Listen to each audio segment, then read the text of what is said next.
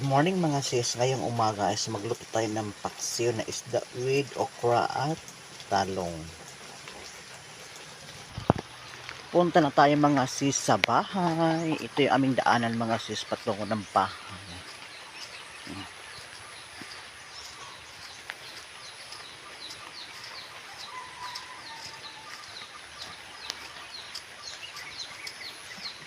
Ito yung bahay namin. Si mother nandoon.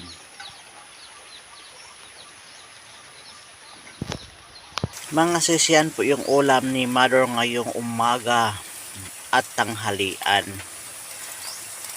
Paksiw na kutob.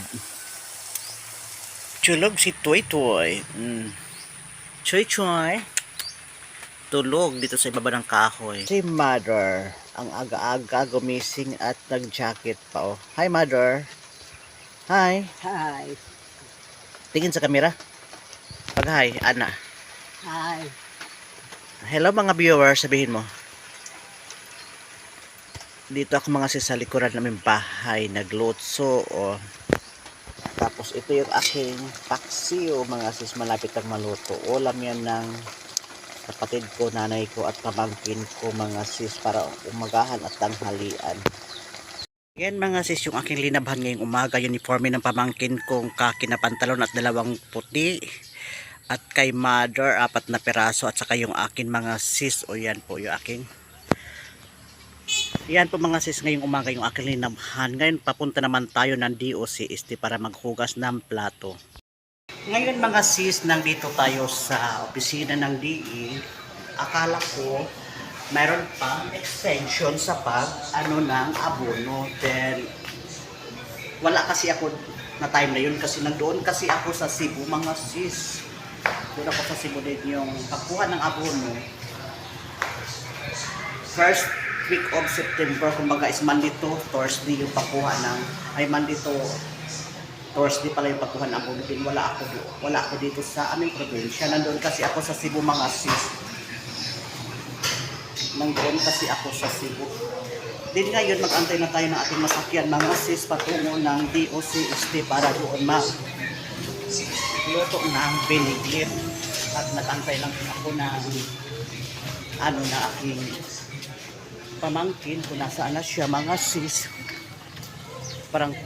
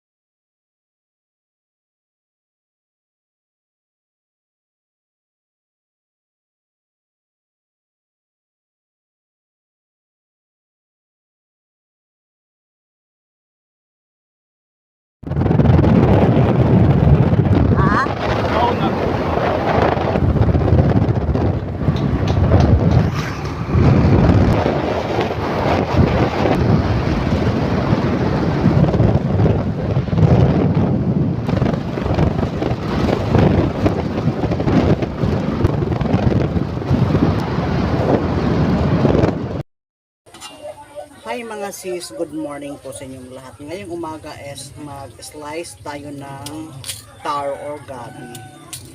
Pero mga sis, nagbili ako ng taro or gabi is sa halagang 150 pesos is 10 kilos yung binili ko nung Sunday evening. Dineliver to sa akin nung Sunday evening mga sis. Then, ito ngayon yung aking lutuin ngayong araw is Wednesday morning. Mag-slice tayo mga sis ng gabi or taro para pang benta natin ito mamayang hapon mga sis. Pero nakapag lagay na tayo na mga sago at mga sago at sa mga pangsahog nito mga sis nandito na sa kaldero. Pero ang pagluto ko nito mga sis, hindi ko na sa inyo pakita ang pagluto ng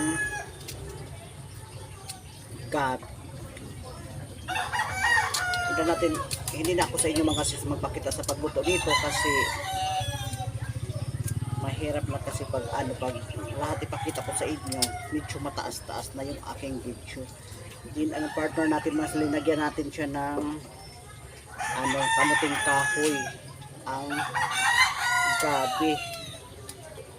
At mayroon din tayo dito ang saging overripe na siya mga sis. Din mga sis mamaya is kung mayroon pa akong time nito magpakita sa inyo sa pagluto, din ipakita ko sa inyo pag mayroon pa akong time sa pagpakita sa step by step sa aking pagluluto ng binignit.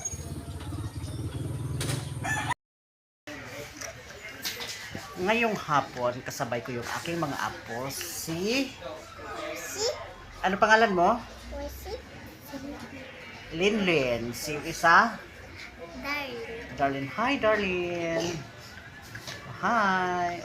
Mga apo ko mga sis. Si Lolo ang itim ng kanilang Lolo ang itim ko mga sis. Yung aking mga apong maganda.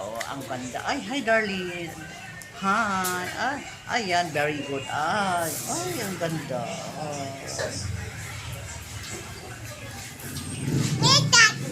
Ano yan? Magkain, Hi, sis Aiza ng Japan, sabihin mo.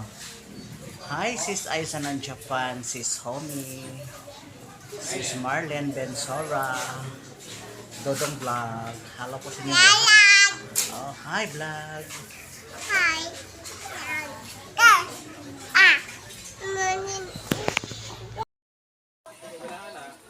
Ngayon mga sis is antay ng gata para sa ating binignit. Yung pagkayod ko kanina hindi ko na sa inyo pinakita mga sis kasi yung aking kinakakayuran lupa.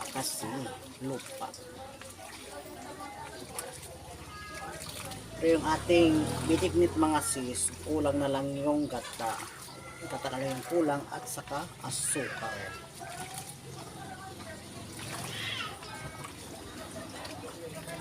Ganito mga sis magbiga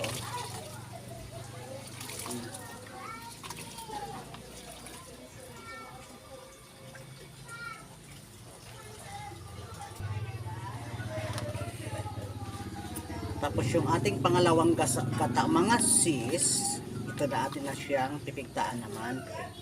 Then ang nito, ito yung ating pinigaan is dalhin ito natin sa bahay para pagkain ng manok or aso.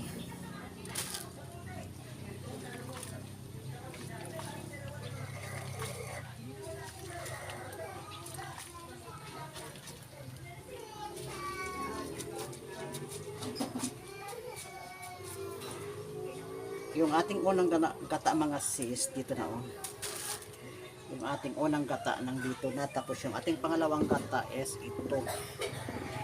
Yung pangalawang gata natin mga sis, ito yung ating pangpaluto ng saging. Tapos yung pangalawa, yun ang ating pangpalasa. Tapos mga sis, ito na yung pangalawang gata mga sis. Ito yung pangalawang gata.